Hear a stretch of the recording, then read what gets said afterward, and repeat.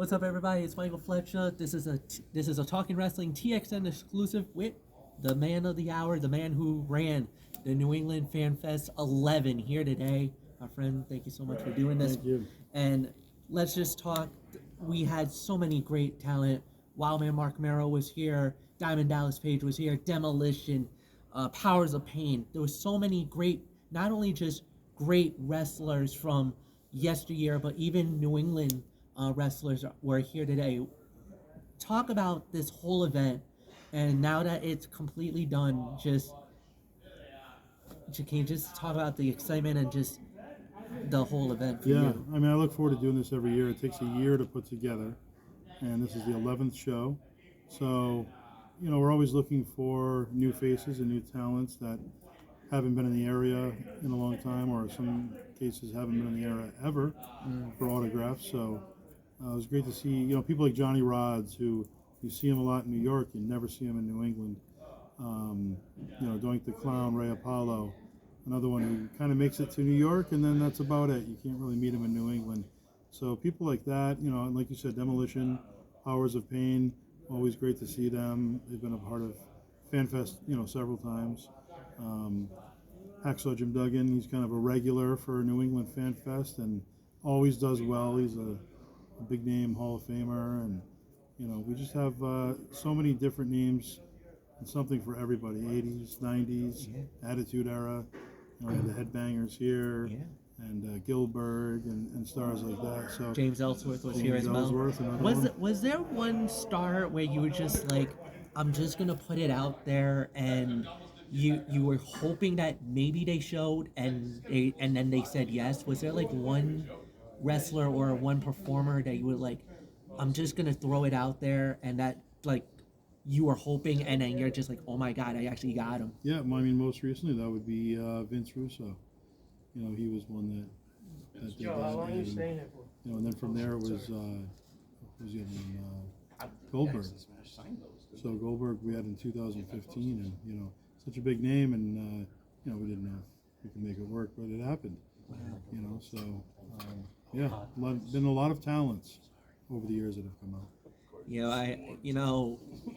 For this being my first fan fest, I was basically marveling at all the talent.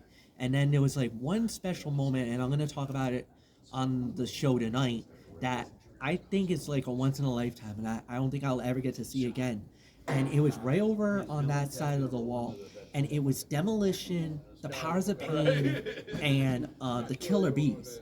And they were all together, and they all were having like this little powwow, and there was a group photo that they took, all six of them. And you're just like, and it just kind of like, this is what FanFest was all about. Yeah. This is that kind of event when you get something like that. And even my colleague and myself, and we were like, oh my God, this is like once in a lifetime. Like we're probably never going to get something like this.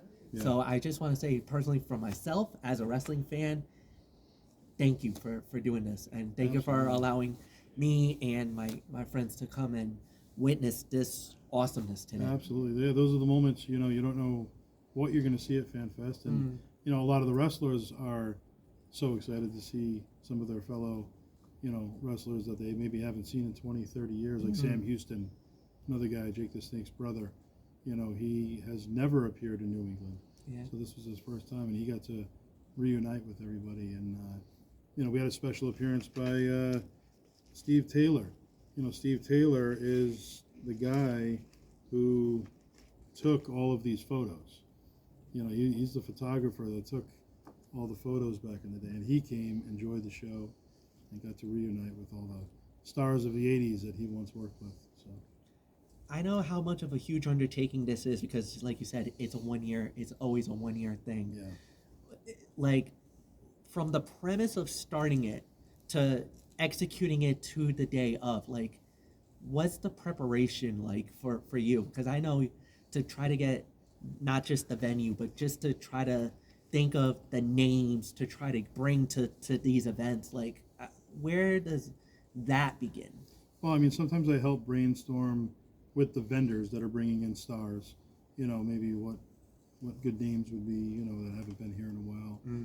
Sometimes, like this year, brought in my own talent as well. I brought in Tito, and Doink the Clown and Johnny Rods, so there's a lot that goes into it. You want to bring, you don't want to repeat too many guests. The repeat guests are usually the ones that just always do well, like Hacksaw. Yeah. But other than that, you want to always mix it up. And like I said, you want to have different eras represented. So that's something to look at. Obviously, I have to deal with the venue and constant communication as far as, what's going where, what we're doing in what room, and so on and so forth. And that goes for everything. Then I communicate with all the fans, and then all the ticket sales, and then getting all the graphics made with my graphic guy, and all the website updates, constant every week, all the announcements, and it's always something new over and over. So it never ends. I mean, it's just every day we're doing something for the year. And it turned out very good. One other event that I know you do is the Hall of Fame. That you're very instrumental into that as well. I know there's been some talk about, maybe a Hall of Fame possibly this year, maybe down the line. Where can you give any information on that, or is it just kind of you don't know just yet? So where do we stand at least when the New England Hall of Fame? Yeah, there's nothing confirmed. I mean, I founded the Hall of Fame, New England Pro Wrestling Hall of Fame, 2008, and we were doing it every year. And then 2012, I want to say, is when we took a break for a couple of years. But like WWF, even, with their Hall of Fame, they took a 10-year break. Yeah. And in 2023, I announced that we'll be doing a Hall of Fame roughly every 5 years or so. Oh, okay. Because you don't want to dilute it, you don't want to water it down. Yeah. You want to make sure that every Hall of Fame is meaningful. You don't want to do it every year just to put people in. I mean, it's got to mean something. Yeah. So there won't be a Hall of Fame with the upcoming show, but definitely. But we could definitely see something in the very near future. I think so. Yeah. Okay. Yeah. All right. Well, Joe, it was an honor to do this. Thank you for Good to doing be this here. for me, man. Yeah. And thank you for doing this again. Absolutely. So, My pleasure. Thank you for having me. All right, guys, that's it for now. Thank you so much for watching, and we'll have this posted very, very soon, all right? So until then, so long for now.